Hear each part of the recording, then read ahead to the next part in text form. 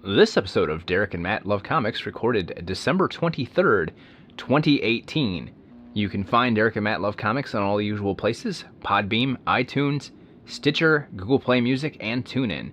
Contact the show, Derek and Matt Love Comics at gmail.com, facebook.com/Derek and Matt, on Twitter at Derek and Matt, on Instagram at Derek and Matt, and on YouTube, Derek and Matt Love Comics.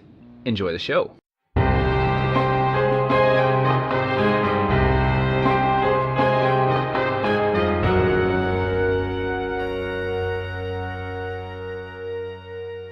Hey yo, comic book fans, it's Matt, and you're listening to Derek and Matt Love Comics, the show where two friends talk sci-fi, movies, animation, comic books, and all things we geek out about.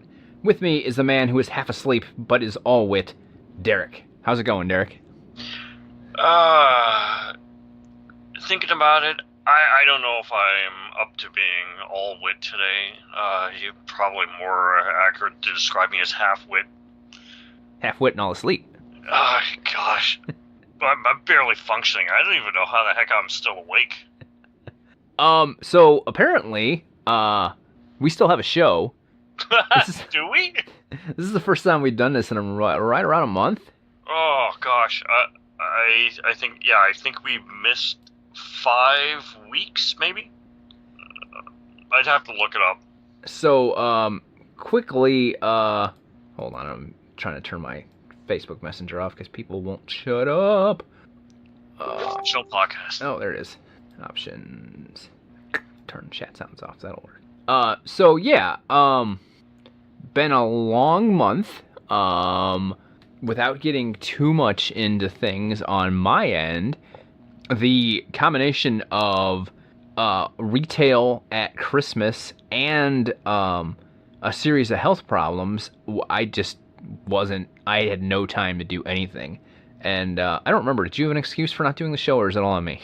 Well, we missed the first 2 episodes we missed in late November were, if I'm being completely honest, were quite frankly, because my depression was just too bad. I got too much last month. Mm-hmm. I've been doing a lot better since, but I've had the added distraction of not just Christmas coming up, but this month I have a new kid, and he's been kind of dominating everything going on for me at home. So that's been eating up a lot of my time. Yeah, I mean, so I don't know if we mentioned it on the show or not. I was in AFib for a while, which is just a heart rhythm irregularity, something heart patients have to deal with.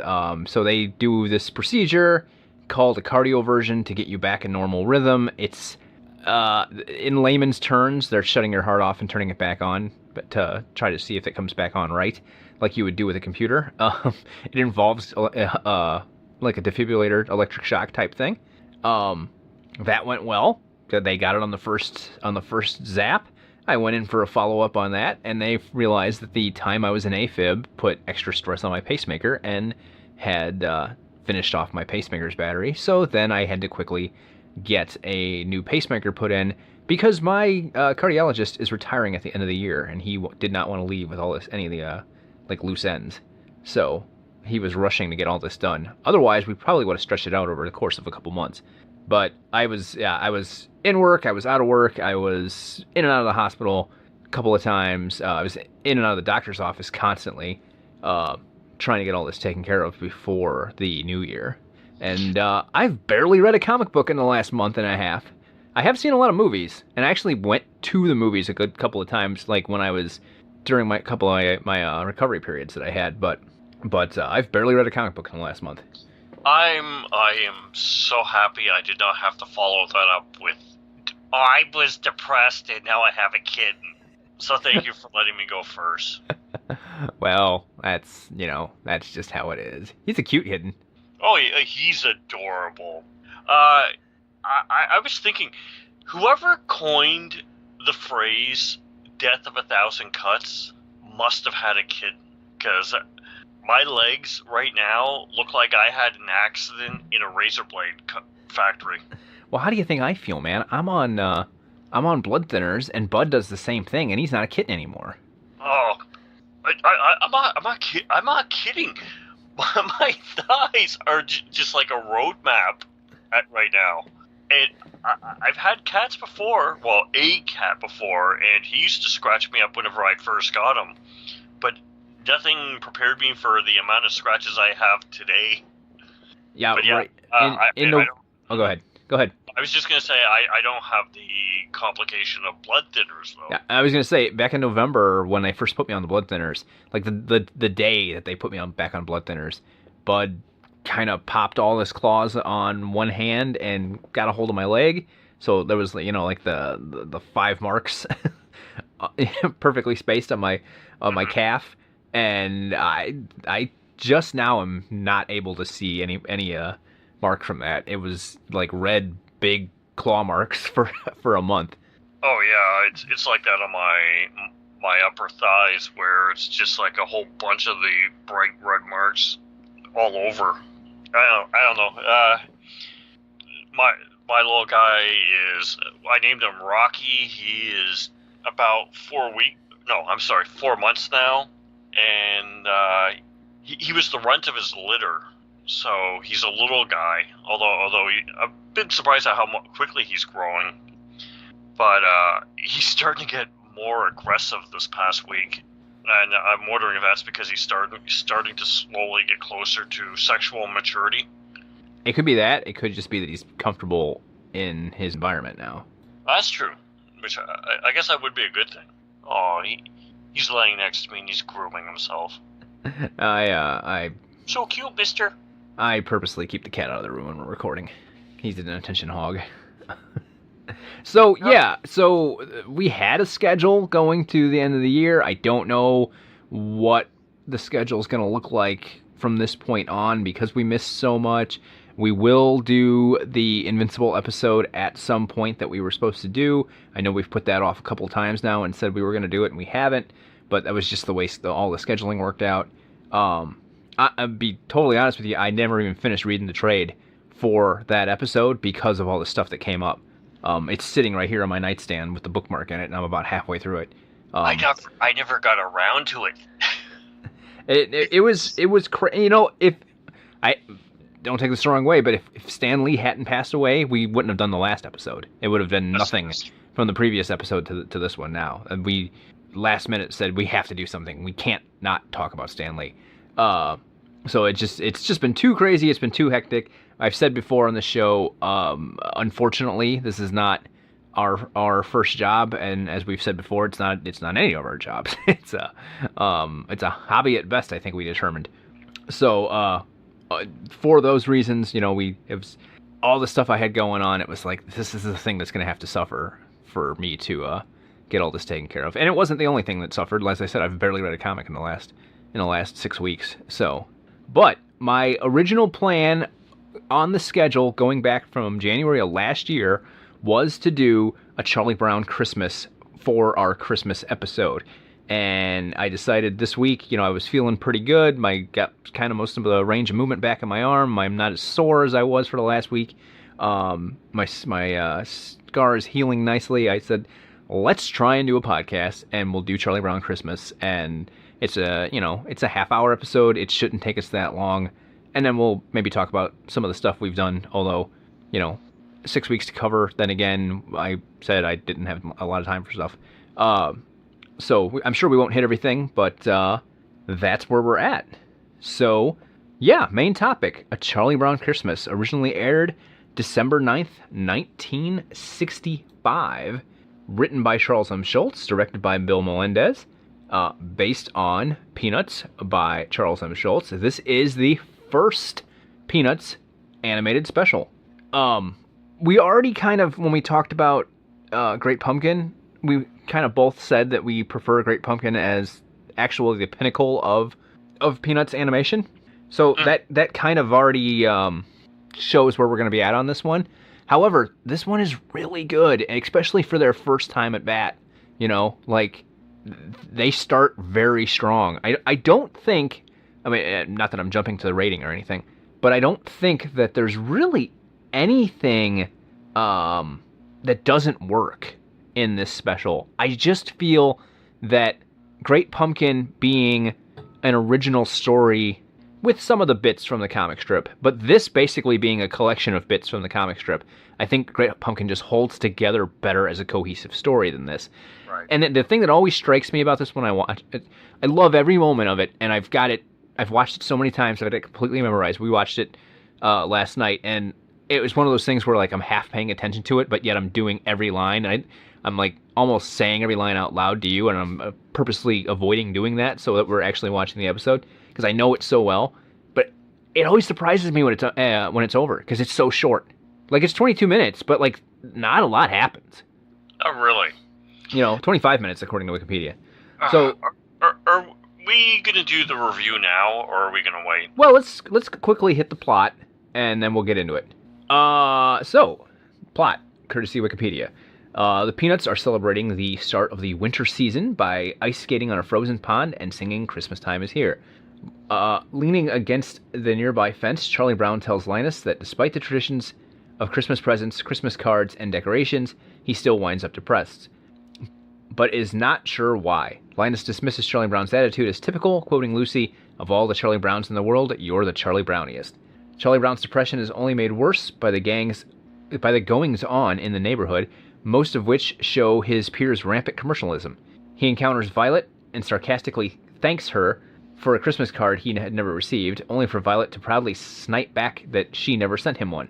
At the psychiatric booth, Lucy expresses joy in the sound of jingling money, tries to diagnose Charlie Brown with various phobias, admits she never receives her Christmas wish of real estate, and ultimately decides that Charlie Brown needs more involvement. Lucy recommends Charlie Brown direct an upcoming Christmas play and offers to help him do so. Charlie Brown jumps at the opportunity to have a leadership role. At Snoopy's doghouse, Charlie Brown is further disgusted when he finds out that his dog has entered the doghouse into a lights and display contest with a cash prize. He is finally accosted by his sister Sally, who asks him to write a letter to Santa Claus. When she hints at having an extremely long and specific list of requests and says she will accept large sums of money as a substitute, 10s and 20s, Charlie Brown becomes even more dismayed and runs off. Charlie Brown arrives at the rehearsal, but he's unable to gain control of the situation since everyone in the play has their own complaints and everyone would rather dance along to the jazz rock band consisting of Schroeder on keyboards, Snoopy on an inaudible electric guitar, and Pigpen on bass as they play Linus and Lucy. The play is revealed to be quite modern, with an upbeat jazz score, a Christmas queen, shepherds, innkeepers, and penguins, and no identifiable biblical features. A displeased Charlie Brown decides the play needs the proper mood and suggests that they get a Christmas tree. Lucy instructs him and the accompanying Linus to get an aluminum Christmas tree that is big, shiny, and pink from a nearby tree lot. When they get to the lot, they filled with numerous trees fitting Lucy's description, Charlie Brown, it says ironically and symbolically, chooses the only tree there in disbelief that wooden Christmas trees still exist, a tiny sapling. It's not ironic. Linus is unsure about Charlie Brown's choice, but Charlie Brown is convinced that all it needs is some decoration and it will be just right. While those two are getting the tree, Schroeder tries to pass off Fur Elise as a Christmas song, as Lucy tries to get him to play a perfect rendition of Jingle Bells. After two failed attempts, Schroeder tersely pecks the keys of his toy piano, which is exactly what Lucy seeks. Linus and Charlie Brown return to the auditorium with the tree, only to be scorned by Lucy for disobeying her instructions and mocked by the other girls who, along with Snoopy, walk off laughing. At his wit's end, Charlie Brown loudly asks if anybody knows what Christmas is all about. Linus says he does, and after walking to the center of the stage, recites the Annunciation of the Shepherds from the Gospel of Luke, chapter 2, verse 8 through 14, from the King James Version of the Bible. Charlie Brown quietly picks up the tree and walks out of the auditorium toward home, now determined not to let the commercialism ruin his holiday. He stops at Snoopy's decorated doghouse, which now sports a blue ribbon for having won the display contest.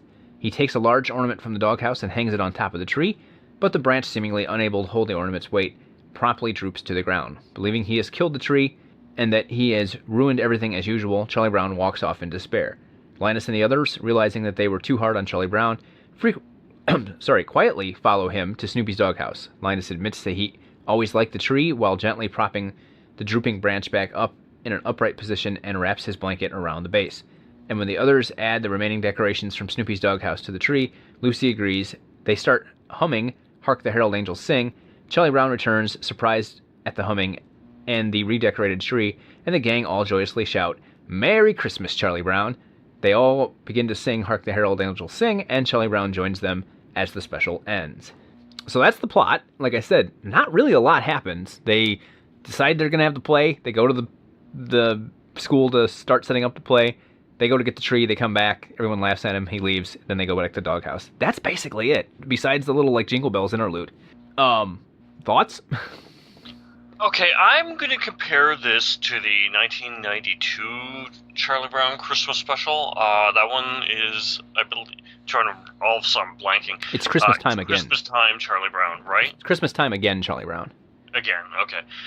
I really enjoy that one. I like that special quite a bit, largely because I think it has a much quicker pace, and there's a lot more comedy in it. And a lot more fun things happen. More things actually happen, period. Yeah, but it's more of a series of vignettes than a cohesive story. Right. You know, which is kind of what we were complaining about this, that it's, bits from the comic. But that one's definitely like stuff lifted from the comic, just all smushed together. I do have a point. And that the point is that what works so well with this special, A Charlie Brown Christmas, is the theme is so strong. We get, okay, the thing with the Peanut specials and Charlie Brown specials was always that they were always leisurely paced, but this is the very first one, and it is so much more noticeable when you watch this one, how slowly paced everything is. Because you'll have like a minute going by with like almost nothing happening, except for just watching the characters walk. But the theme is what makes this special so strong, I find. I don't think any of or at least very few of the specials that came out in the years since were as notable as this one. And I think that's basically the major thing it has going for it. It's got fun stuff. It's got great character stuff. It's really the thing that really, pop culture-wise, outside of the newspaper strip, what really cemented the characters in the public eye, and really firmly established who all the characters are and what they represent and what their personalities are. It's just, the problem is that at times it kind of toys with being boring.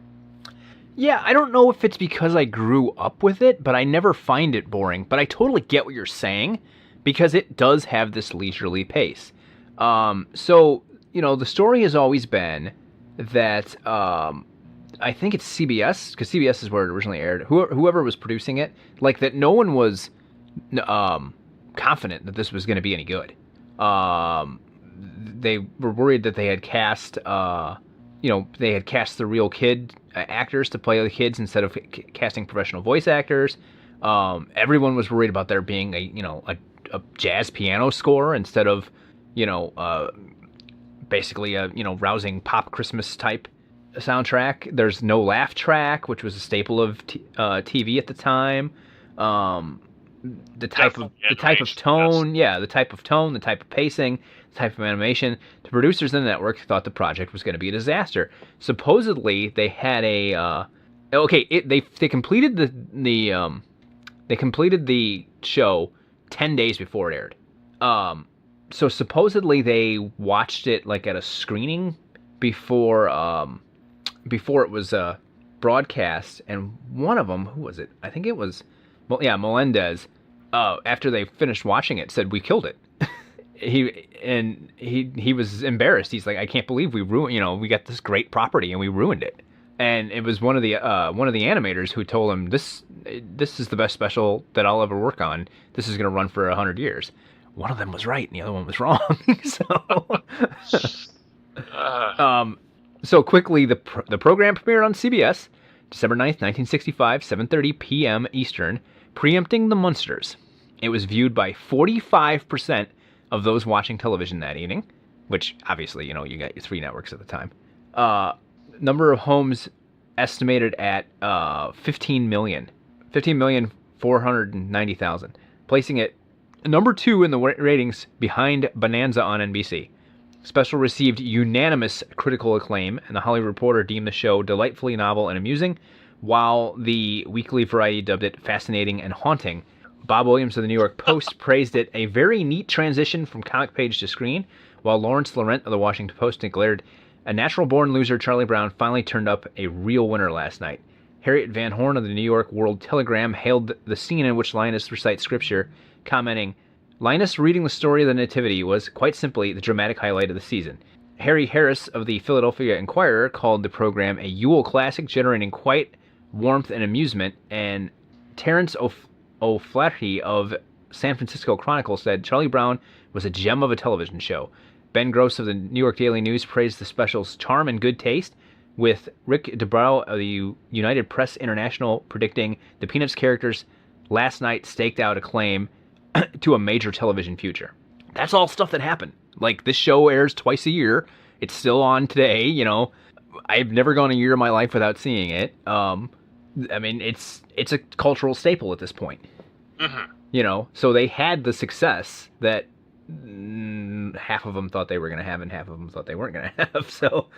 Right. It's very much the thing that exploded right. Charlie Brown, Snoopy, and Peanuts worldwide into becoming a phenomenon. Before that, it was a very, very popular newspaper strip, but it didn't have a life outside of that. Now, going back to what we were talking about with Great Pumpkin, Great Pumpkin's a heck of a lot more fun to watch. I think I said on that show that Snoopy, the Red Baron sequence is probably my favorite Peanuts thing ever. You know, so it's just it's as far as fun, it's not as good as Great Pumpkin, but I don't know. I think everything works. Yeah, I don't think anything doesn't work. Sorry, I had to sneeze. I was going to say, I think everything works in spite of itself. Right.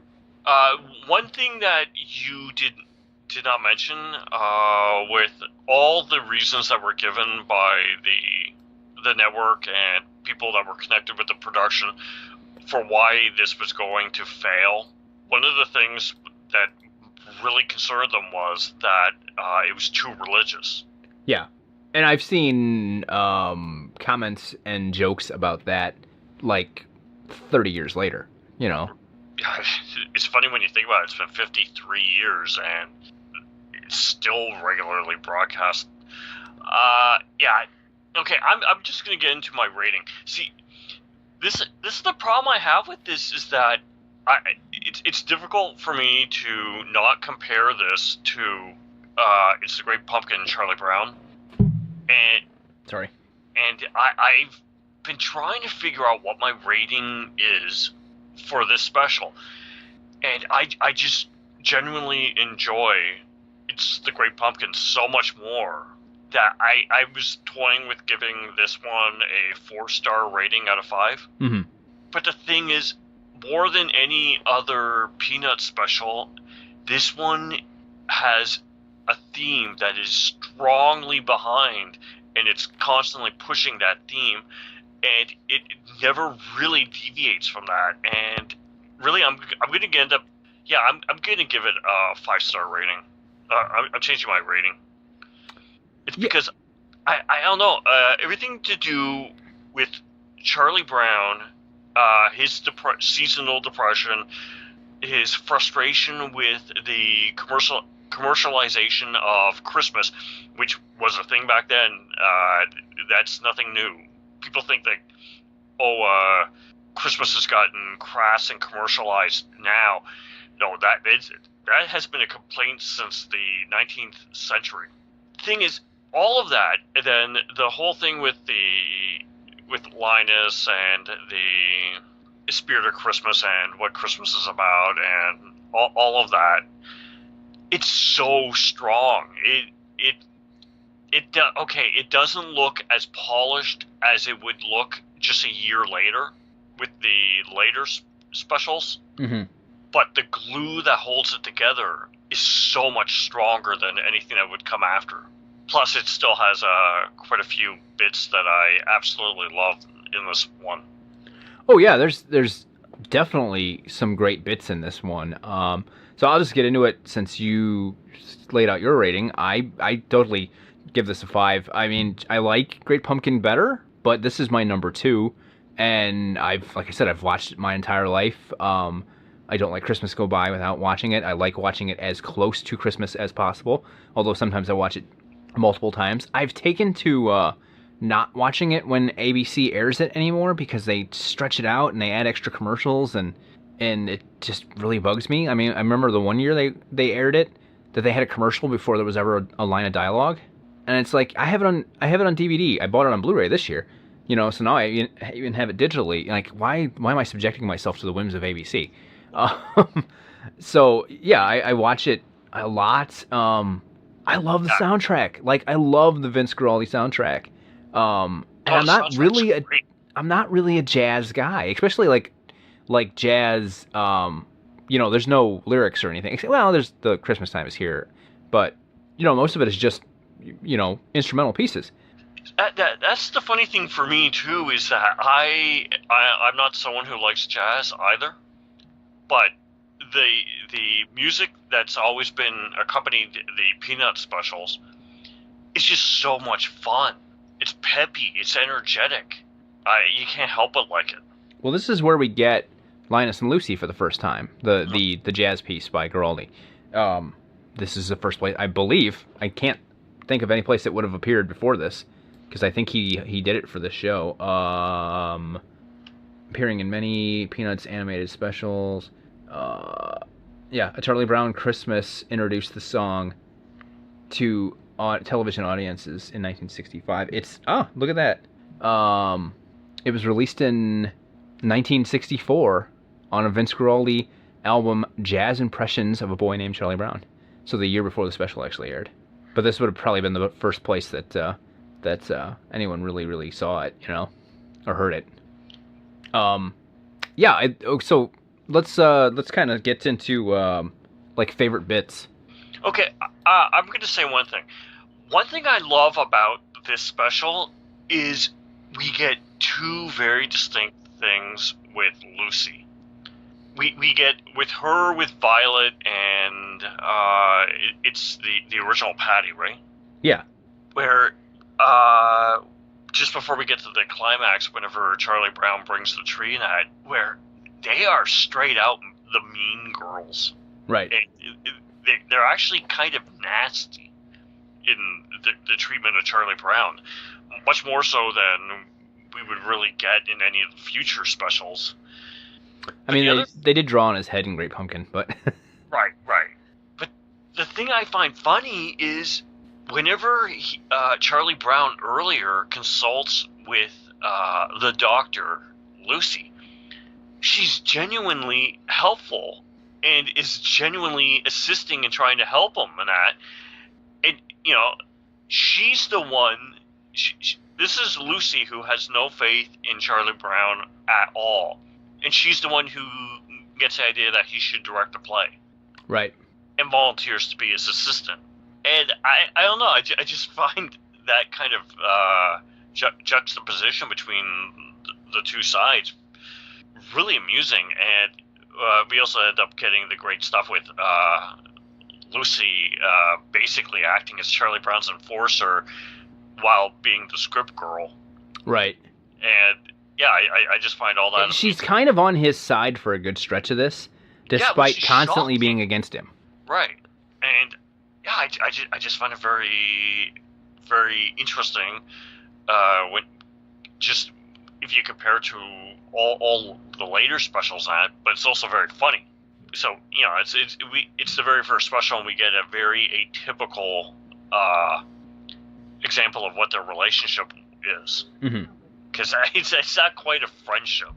Yeah, that's always been the one thing that really kind of stood out to me. Yeah, but then we also have, in animation and whatnot, we have our first appearance of the her kind of being love struck by Schroeder, mm-hmm. and wanting Schroeder to reciprocate, because we have the whole thing about him, about her trying to get him to play Jingle Bells and all that kind of stuff. which I love. I've always loved that bit. I love that bit, the Jingle Bells bit, and I love the when she's doing the script girl and Snoopy's doing all the animals in the play. That's probably my two favorite bits in the special. Quite frankly, the Linus biblical speech is really well done, considering they had a child actor perform it. You know. Yeah. I mean, that kid nailed it. Oh, all the kids in the cast are great.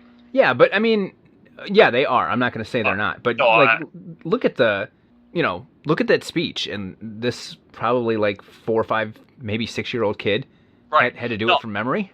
Right. I'm agreeing with you though. I'm saying all the kids in it were great, but the kid playing Linus in particular was so much better than all the others, and it is not like there are any kids in it that were bad, because they're all good. They really got lucky with I don't know how much of it was luck or so much of it was just a really, really strong eye for talent. And I don't know if that kid ever played Linus again, because he doesn't have a Wikipedia page. I suppose I could figure it out, but... you could probably go to IMDb or something like that, yeah. Let's see, voiced by... so he voiced Linus from 65 to 68, so that's probably Great Pumpkin, Charlie Brown Thanksgiving, and any of the, like, in-between specials. So not very long. I mean, let's see. What did I say, 65 to 68? I believe you did. Yeah. So Charlie Brown's All-Stars, Great Pumpkin is 66. Yeah, so there's a couple of other in-between episodes that he would have voiced him in. But yeah, I mean, that kid just nailed it. And sort of, like, there's a comparison to be made, because we watched It's Christmas Time Again, and I know there's a joke in there where he's reciting the Bible verse again, and it's Sally's talking over him the whole time, so it's not like a dramatic performance. But like, you can definitely hear the difference in the kid's performance if you listen to those two readings, you know. Oh yeah, back to back. Right. Yeah, it's much more commanding in the original. In this one, yeah, that's the thing with child actors. There are like 3 types of child actors. You get kids that are just incredibly wooden, and it ends up feeling like you're listening to a really, really bad grade school play. Mm-hmm. Or like the kids in the early scenes they first shot for the original Harry Potter and the Philosopher's Stone. Thankfully, the kids improved by the time they got to the second film. Right. The other type of child actors you get are the ones where they are too polished and they just drip with insincerity, and they come off like you're listening to a pint-sized used car salesman. That was something I always... Back in the 90s, I used to have PBS on in the morning when I was home on weekday mornings. That catch repeat, episodes of like Mr. Rogers and Sesame Street, and I would occasionally catch a few minutes of Barney and Friends, and I was always struck by how mannered the kids were on that show, and I always found it very disturbing because they sounded like jaded adults pretending to be children. And the third type of child actor you get, if you're very lucky, is ones that are just natural, and whatever they say, even whenever they're reciting long stretches of dialogue, it just seems like it's really coming out of their own minds. These are the kind of actors like Haley Joel Osment was whenever he did the Sixth Sense, or young Jodie Foster. Those type of child actors are very, very rare, and it's always kind of amazed me that they were able to get so many strong child actors to do the Charlie Brown specials. And the kid who plays Linus in A Charlie Brown Christmas, looking at his name, it's Chris Shea, Yes. was really very good, especially if he's the one who did this and also It's a Great Pumpkin Charlie Brown. That kid was phenomenal. I don't know if he, gave up acting or what, but for a brief period, that kid was great. Right. Hey, here's something to point out. You've probably never seen the whole show of this. The original broadcast contained lines and references to Coca-Cola, who was the sponsor. They were removed for every subsequent broadcast after the first year. I've never seen that. No. I'm aware of where some of the edits in the show are, like when they're ice skating and they're playing Snap the Whip. It goes on a little longer because there's supposed to be a Coca-Cola sign in the background behind the ice rink. I've never known about this. Really? Okay. Also, this is something else you might not know, because a lot of this was done, like I said, this came out in, what did we say, 63? 65? 65. Yeah, so this basically got George Lucas, but it all happened before we were born. It's been cleaned up a couple of times, and again, before we were born. The original broadcast, just because of the way the animation worked, Snoopy, at the end when they're all singing, Snoopy's mouth is moving as if he's singing. They changed it in later broadcasts to have him doing the howling that he does now. What else? I know there's other things. There was a couple of sound effects that were redone here and there. Charlie Brown was considered to look off-model at the psychiatric booth. He's been replaced with new animation scenes. New animation scenes where Charlie Brown is giving directions at the auditorium. The hearts around Sally have been redone. The color of Snoopy's dog dish was changed from the original broadcast. So you and I have never seen the full original broadcast of the show, and we probably never will because it's never been made commercially available. It was just the one that aired on CBS when it originally aired.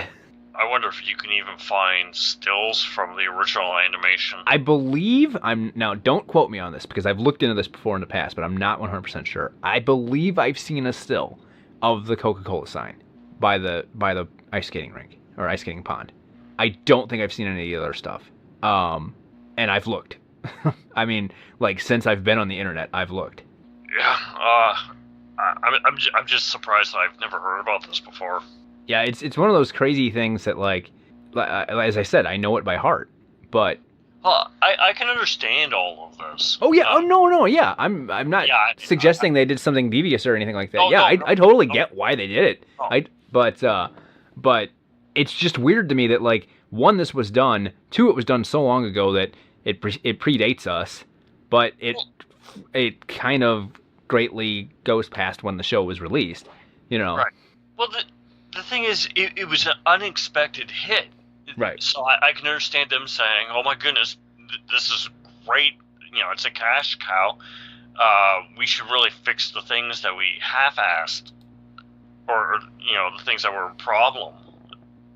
So I can understand that. The other thing is about the advertising being removed. I mean, I'm a fan of Bewitched, and the intro for every episode of Bewitched used to, the animation sequence would always end with an extended animation sequence of whatever the sponsor was each season.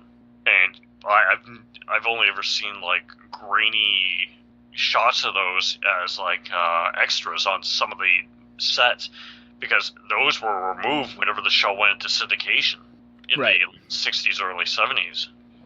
So, I mean, shows from back then were getting edited within, like, a year or two after airing, so it's like, that's not really anything new. So I just found on a forum, a comprehensive list of things that were changed. The current version... Plus removing all the cigarette smoking from the Flintstones.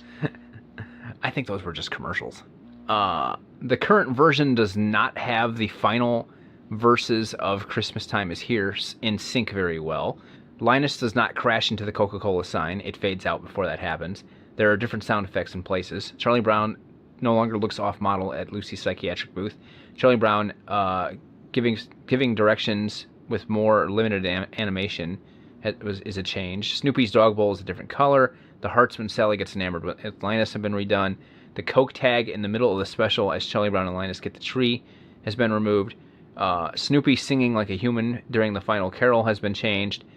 And added the end title card was put in, and the music fades out on "Hark the Herald Angels Sing" instead of the song finishing.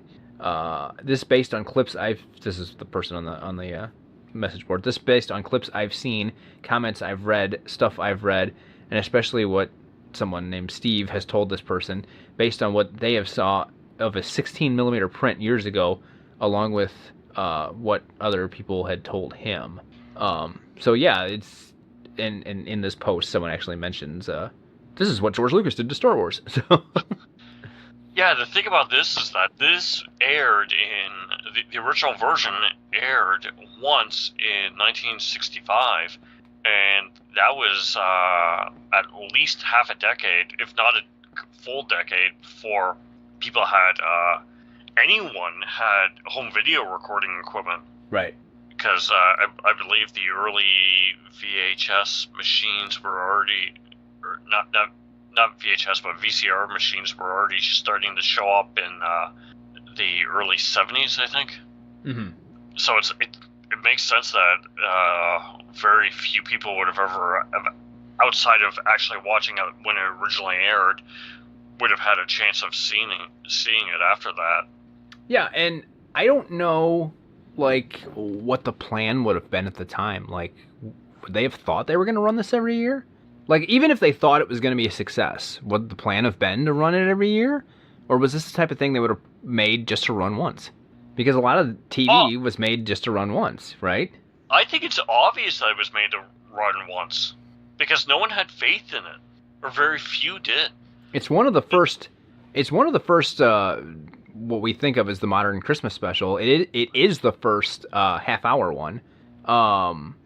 So, like, preceding the Grinch and Frosty and whatnot. Rudolph came earlier, but it was a full hour. So it kind of laid the groundwork for the format, but, like, did anyone, when they made Rudolph, did anyone think that was going to air every year? You know? And people didn't, like you said, didn't have video recorders or home. I mean, this is a time period we're talking about where you saw a movie when it came out in the theater, and then maybe if they showed it on late night TV, or if it was re-released for some sort of revival in a theater. Otherwise, you just didn't see it again. Mm-hmm. You know, and this is who was it? Who am I thinking of? Roddy McDowell, that was arrested for having like copies of movies that he would show at his estate at parties because he owned like prints of all these movies that were illegal at the time because you didn't own movies at the time. Right. You know, so yeah, it's interesting. Like, yeah, it's very much a product of a very, very different era. But no, I think it's obvious that they were not planning on re-showing it because they didn't think it was going to be a success, which is why they had to go back and fix problems right. that were given a pass because who's going to watch it? No one's going to watch it. Well, it won an Emmy for Outstanding Children's Program in 1966. Charles M. Schulz accepted the award, stating, "Charlie Brown is not used to winning, so we thank you." Oh, adorable. So the only thing else I want to mention about this, because I don't want to just pad this for the sake of padding it, is it not the worst line in Christmas special history when Charlie Brown says, "I know nobody likes me, why do we have to have a holiday to reinforce it?" It's such a great line. He's a child. He's 6-7 years old. Oh, he has the weight of the world on his shoulders.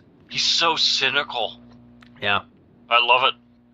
You know, then again, Lucy's cynical, but in a completely different way. Yeah, they kind of... I was going to say they kind of all are, but they're not. But, like, Lucy definitely is, and Sally kind of has the thing where she could go one way or the other.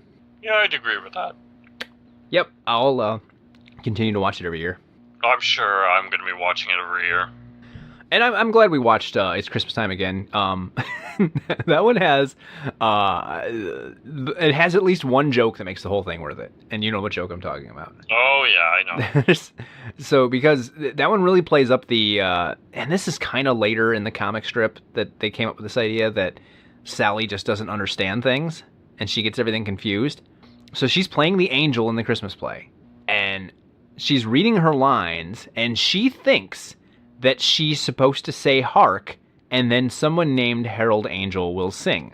Not the obvious, song lyric there. So she, for a good stretch of the show, is practicing her line of hark, the only thing she has to say in the play. Hark. Even though that's completely wrong, but that's what she thinks she has to do, and she's practicing it the whole time. And while she's doing that, Charlie Brown is taping up his hockey stick. And when she says hark, 4 dozen times in the episode? Oh, she says that a lot. While she's practicing. And she gets out on stage, and she goes to deliver her line, and she says, hockey stick. I lose it every time.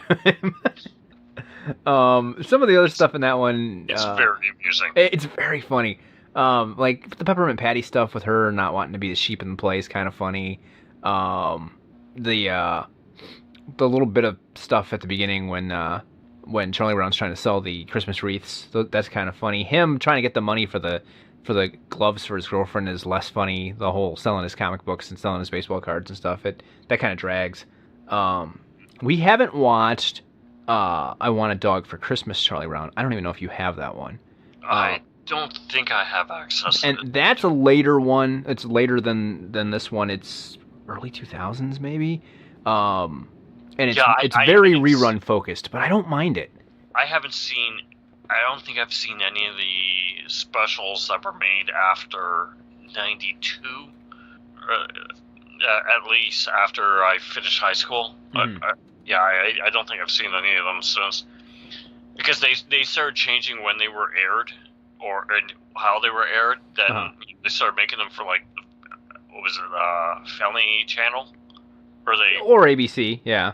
Yeah, and I became less aware that there was a new special coming out. Whereas when I was a kid, it was much easier to keep track of that. Even though I never knew about the one where it was live action. Yeah, go back and listen to our Great Pumpkin episode if you want to. Oh. Yeah, so December 9th, 2003 was I Want a Dog for Christmas, Charlie Brown. It's very rerun focused. Schultz got very focused on rerun in the last several years of the strip's run. Rerun is definitely the star of this one. And his desire to get a dog, and all this stuff with Snoopy's brother, Spike. It has a lot of stuff going on in this episode, and there's fun stuff in there. I'll try to look for it. It has a rare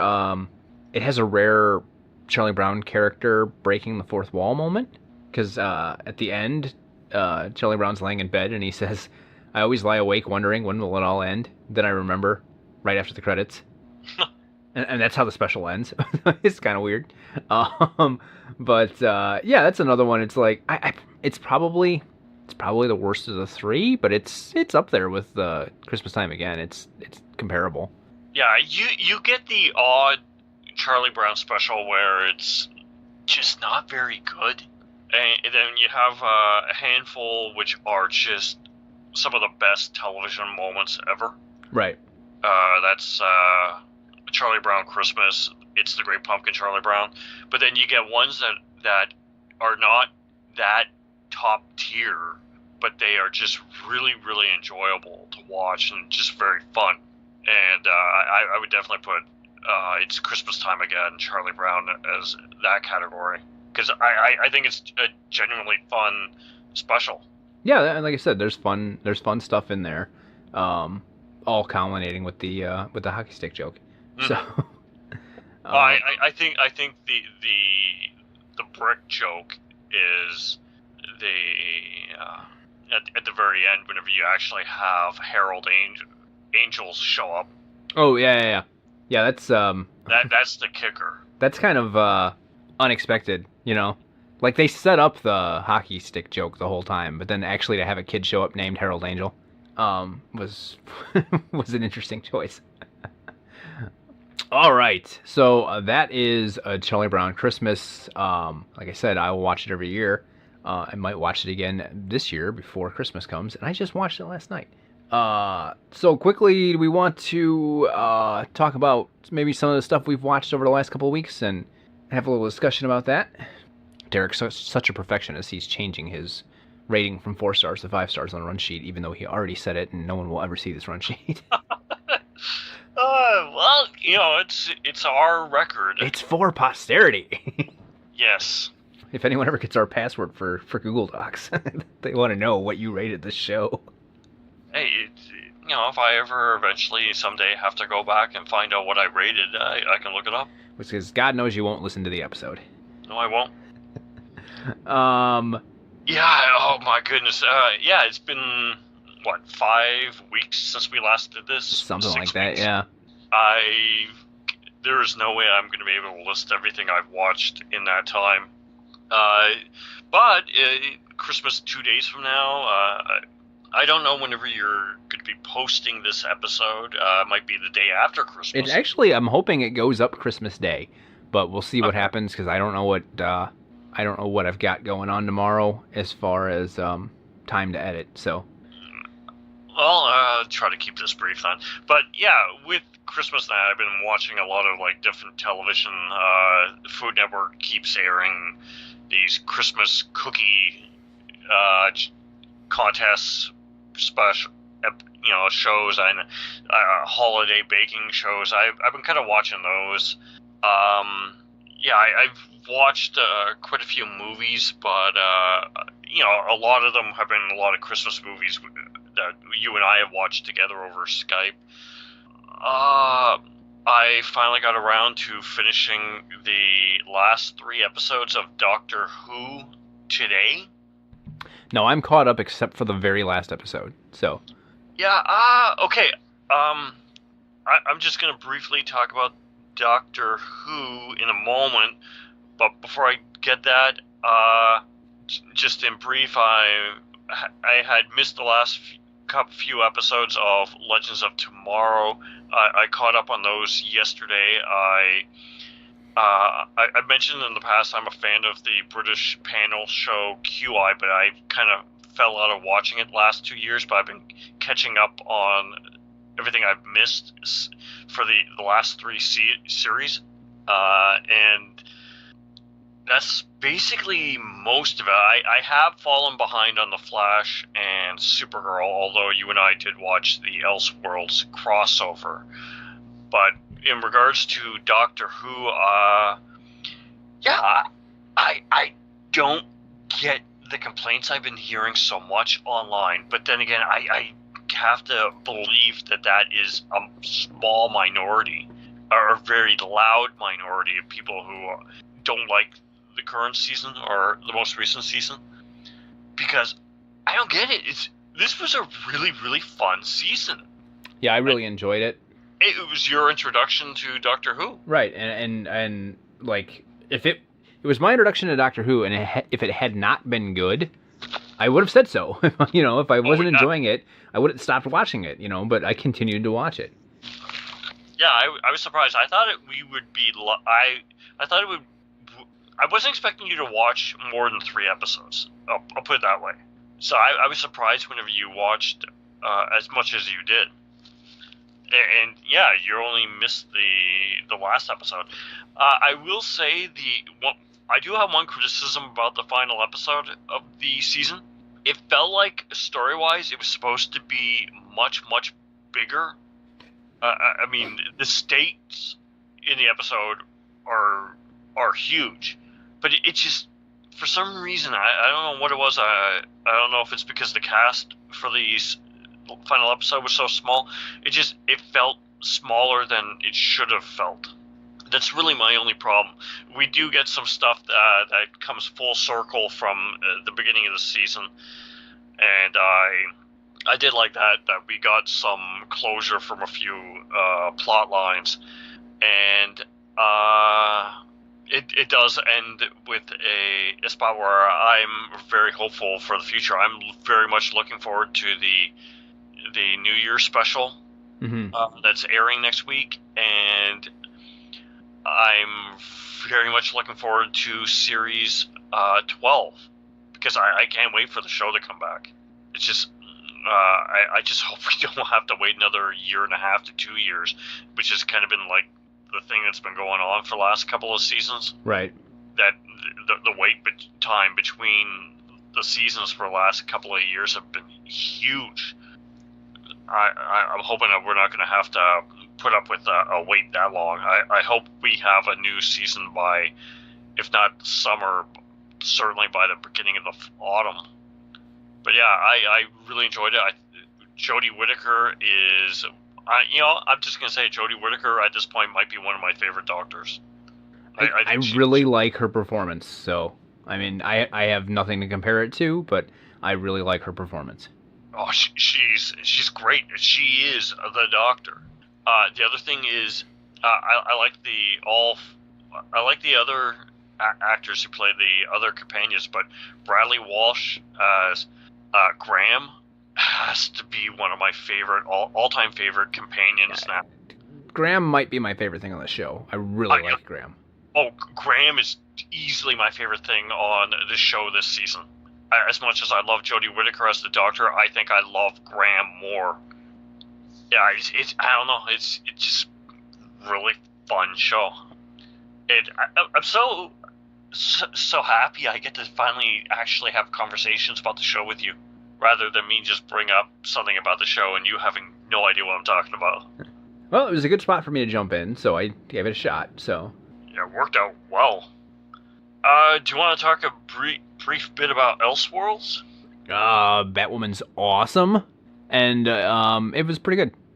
I think Crisis on Earth X was better, but I thought this was pretty good. Yeah, I think it was how much better Crisis on Earth X was is a matter of minor degrees, but this one was really entertaining. Oh my god, it was funny too. You and I were laughing a lot. Oh yeah, for sure. And we get the big setup for Crisis on Infinite Earths for next year, and some little bit of worrying foreshadowing, but gonna have to wait a year to get a payoff for that. But one thing I really enjoyed with this was that how much Superman we actually got. Not just Superman, we also got an evil Superman. Yeah. Well, and we got, can we give spoilers? It's been a while. It's been a couple weeks. Yeah, it's been a few weeks. We got good Superman versus evil Superman, both played by the same actor, having a huge fight over the city, and it looked great. Oh, yeah. This was some of the best special effects work they've done for the show, for any of the shows. Yeah, they really pulled out the stops for the special effects with this one. My only real complaint was that they really heavily promoted John Wesley Shipp as the 1990s Flash, and he does make appearances, but he is in very little, and a lot of the publicity stuff made it look like he was going to be like a major factor in the final episode, the climatic battle, and the final episode of the three-parter begins, and all of a sudden he's just vanished. That's right. Within moments. Well, I would even say that Batwoman is there, but she's really only there for the one episode. So yeah, I would have preferred it if we actually had John Wesley Shipp as the Flash and Batwoman both participating in the third part, or in the big battle at the end. I liked us getting the appearances by Brainiac 5 and Martian Manhunter. Yeah. But I think it would have been better if Batwoman and Shipp Flash actually were the ones that showed up at the end to help fight Amazo. But I guess you can't have everything you want. It was cool that we got Amazo. So. Yeah, that was cool. Did you want to talk about anything else? I'll get into what I've done.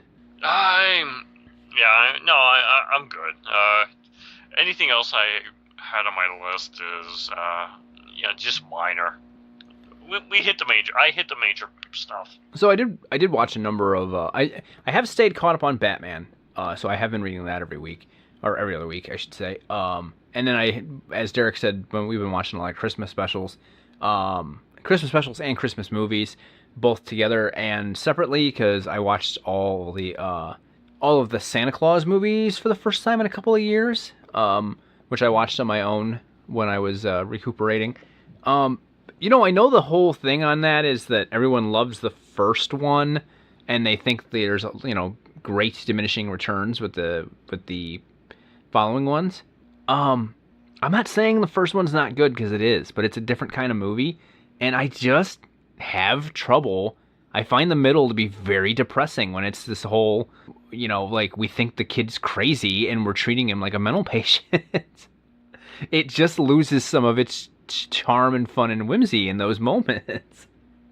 I like the beginning. I like the Christmas scenes, the beginning and the end, but the stretch through the middle, and then, yeah, the sequels are less intelligent and more goofy and more fantasy and more showy, but like to me they're both fun all the way through, which I think the first one lacks. I think Martin Short's hilarious as Jack Frost, and I think the sort of romantic comedy thing that goes on in the second movie is actually really well done. You get, like, the second movie's sort of a weird two movies at once, where you get the romantic comedy stuff going on one side, and then you have the maniacal robot Santa that's taken over the North Pole stuff going on against that, and then it all meets at the end. So, I mean, they're fun movies. It's funny to me whenever you describe it that way, because I had no idea that that's what the second one was about. Because I saw the first one when it came out on home video, but I've not seen the second or the third. And I had no idea that there was an evil robot Santa in the second one. Let alone that it was played by Tim Allen.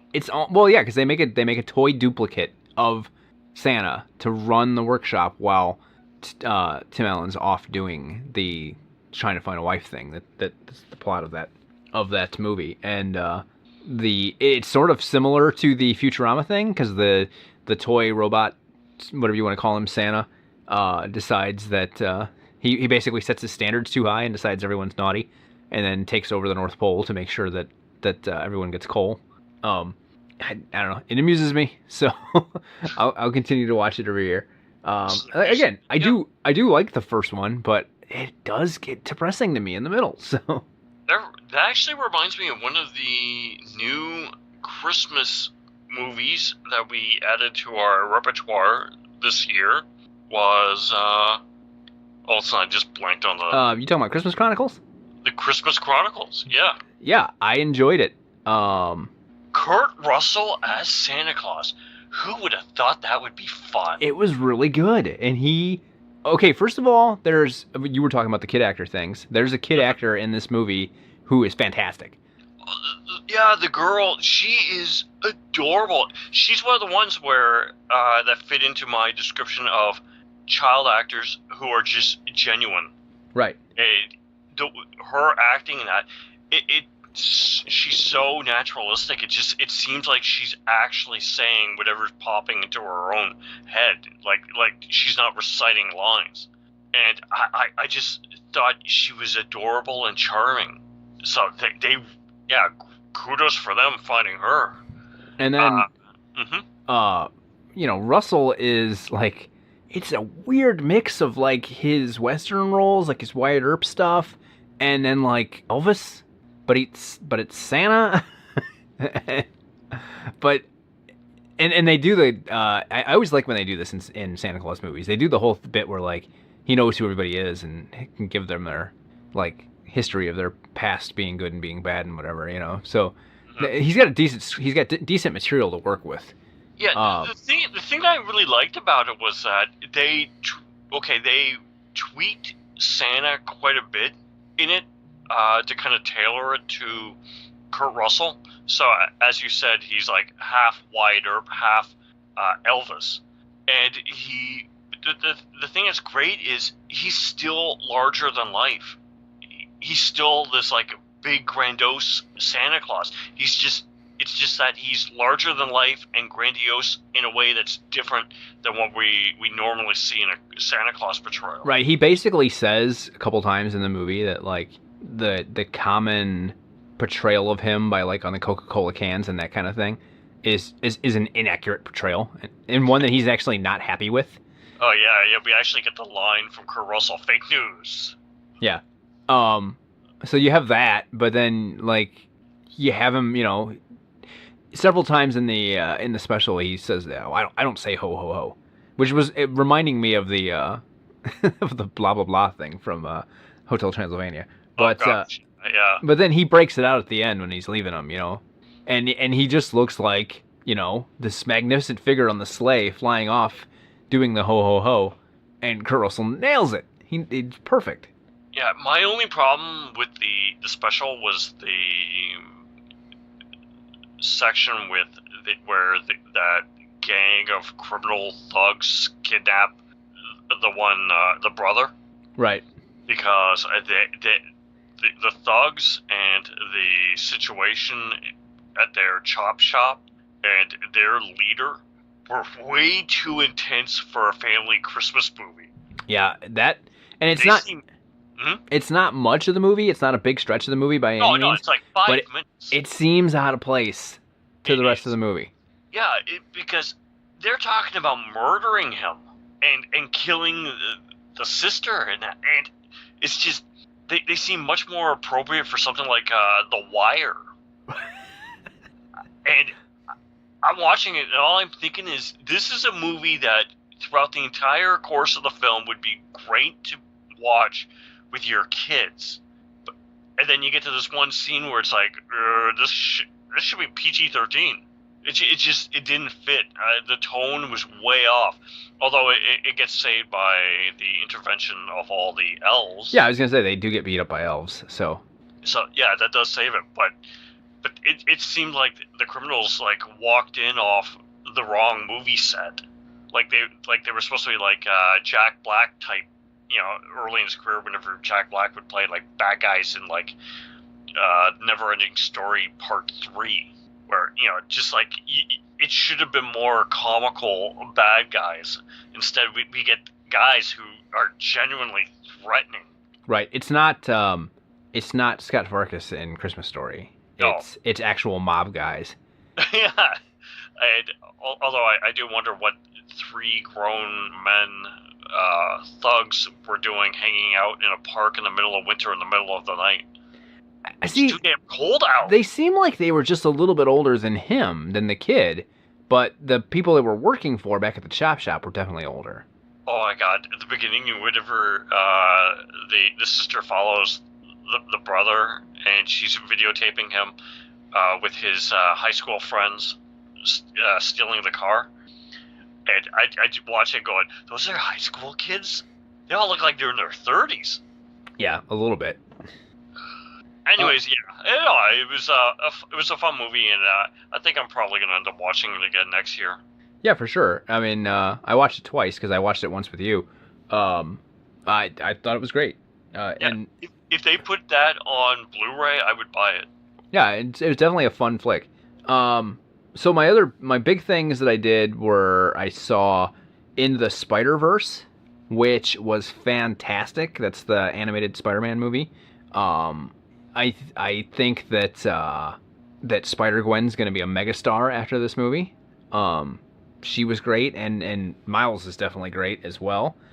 There is I don't want to say a throwaway line because it gets brought up in the ending credits more significantly, that the Spider-Man of the universe, the Peter Parker Spider-Man of the universe that they're in, had cut a Spider-Man Christmas album, and they released that album yesterday digitally, and it's the best $5 I spent in 2018. So, yeah, really good movie. Same people that did the Lego Batman movie, and very similar in that it's just a love letter to the Spider-Man franchise, the way the Lego Batman movie was. It's more serious. It's not as jokey in tone as the Lego Batman movie was, but it's definitely a love letter to that franchise. Lots of references, lots of Easter eggs for Spider-Man fans, and then great introductions for some of these alternate Spider-Mans for anyone who is not big on the comics. Spider-Gwen, Spider-Ham. Spider-Ham was great. Peter Porker, the Spectacular Spider-Ham. I Yeah. used to read those comics when I was a kid in the early 80s. I think they started publishing Peter Porker in 82, 83, so I would have been like 7. And I remember I would talk about it years later, and people would think I was look at me like I was nuts. Peter Porker, the Spectacular Spider-Ham. And all of a sudden, he's in a major movie. Yeah. I was at Target the other day, and they had a Spider-Ham toy, and I sent a picture of it to my friend Jeremy, who is a huge Spider-Man fan, and I said, this is the world we live in now. There's a Spider-Ham toy at Target. Yeah. Oh, my gosh. Stuff that I knew growing up, that you knew growing up, reading comics in the 80s and the early 90s, is now being featured in major motion pictures and big television events. Psycho Pirate was the big, shocking wow moment in the ending of Elseworld special. Right. And people watching it going, who's that guy? And we're sitting there watching, going, it's the Psycho Pirate. I'm going, oh my god, it's the Psycho Pirate. Yeah. We're getting Crisis on Infinite Earths. Oh. I still remember watching season 1 of The Flash, and whenever they teased Gorilla Grodd and getting excited. Yeah. No, yeah, absolutely. We've had King Shark on television. Well, How nuts is that? I remember thinking how weird it was the one Christmas that all my nephew wanted was Rocket Raccoon stuff. It's Rocket Raccoon. There have been 2 Ant-Man movies. Yes. This is the world we live in now. It's incredible. But I'm glad that's the world we live in now, because, like I said, Spider-Gwen's going to be huge. I'm calling it now. Yeah, I can imagine. I can see her becoming the next Harley Quinn. And what's her name? Haley Steinfeld, or however you pronounce it. Yeah. Like, lucky her, man. She got to play Spider-Gwen, and she's in this Bumblebee movie that's blowing up. She's having a good December. The other thing I did is I saw Aquaman, and I really liked it. I thought it was a lot of fun. I'm not quite sure if I liked it more or less than Justice League. It's probably right around it. It wasn't Wonder Woman or anything. It was a good movie, but it wasn't like it didn't blow me away. For the record, you did like Justice League. Oh yeah. I just watched Justice League again at work the other day. We've talked about it here on the show. I'm not down on Justice League at all, but I thought for the most part everything worked in Aquaman. I liked the presentation of the characters. Here's why I say something shocking and controversial. This movie to me was what Thor Ragnarok should have been, because it was an action adventure that had comedic parts, but the comedic parts never stepped on the drama, and the action adventure parts were allowed to happen without being ruined by the comedy, which was my big problem with Thor Ragnarok. Totally get that I'm in the minority there, so that's don't think that I'm crazy, but that's the way I'm looking at it. I completely agree with your criticism for Thor Ragnarok, although it doesn't really hinder my enjoyment of the movie as much as you. Yeah, you definitely like it more than I do, but I can watch it now, but when I first saw it, the first watching of it was really jarring to me. I was like, oh, what is going on? The other thing is, it's crazy to me that they just straight up did the comic. Like, Ocean Master's wearing his stupid mask and purple cape, and Black Manta's wearing his stupid giant helmet, and Aquaman's riding a seahorse after rising up from the ocean floor on the head of a Kraken-sized giant sea monster. Giant Leviathan type thing. Yeah, big Leviathan type thing. Like, they just straight up did the comic. They just used all that stuff. You have this romance between Thomas Curry, who is portrayed as like a kind of a stout, slightly rotund, calloused hand, everyday working guy, Samoan guy, and Princess Atlanta, or Queen Atlanta, played by Nicole Kidman, who is the statuesque perfect beauty, who in various stages of the movie, the only difference between her as she ages is that her hair gets like less blonde and more silver. And other than that, she's still like perfect, you know. And you have this great romance between the two of them. You have really fun stuff between Aquaman and Mera. I felt like the movie could have been called Aquaman and Mera because they're really equal parts. This movie avoided the sort of thing everyone complains about, where it's like, here's the guy and he's the chosen one, but he actually doesn't get anything accomplished without the girl, and she's the competent one. They were both competent in their own ways, and he was competent in ways that she didn't expect that helped her, and vice versa. So I thought they were both very equal to the plot. Yes, in the end, he is the chosen one, and nothing gets done without him. But I think getting there required both of them, and I really liked that. Yeah, I have been seeing a lot of conflicting stuff. Friends and people I know and who have seen it. Some basically dislike the movie. Other ones seem to really love it. All I know is I just want to see Mera kick butt. Well, she does. Because Mera is one of my favorite superheroes. Easily one of my top 10. And I want to see Aquaman ride around on a seahorse. That's all I care about. I get those two things, I'm good. You get those two things, so I'm good. I was a little surprised. Minimal references to Justice League. I mean, they mentioned the fight with Steppenwolf, but there's no like name drop or cameo for any of the other Justice League members. So that was a little interesting to me. But no, like I said, fun movie, not great movie, but enjoyable movie. And looking at the week, it looks like it did really well. So it beat out Mary Poppins and it beat out Bumblebee. So, which I do plan on seeing Mary Poppins possibly tomorrow. So I want to see all three of these movies. Yeah, so do I. It's just weird to me they all came out at the same time. Yeah, that's why I went and saw Spider-Verse last week, because I knew if I didn't, it was going to be 4 movies that I wanted to see. And I still kind of want to see The Mule with Clint Eastwood. So, like, there's not enough time to see all these movies. No. So, yeah, I think that'll do it, because that's pretty much what we've done, right? I think so. I can't think of anything else that's really worth spending another 5-10 minutes talking about. So, we are sort of rusty here.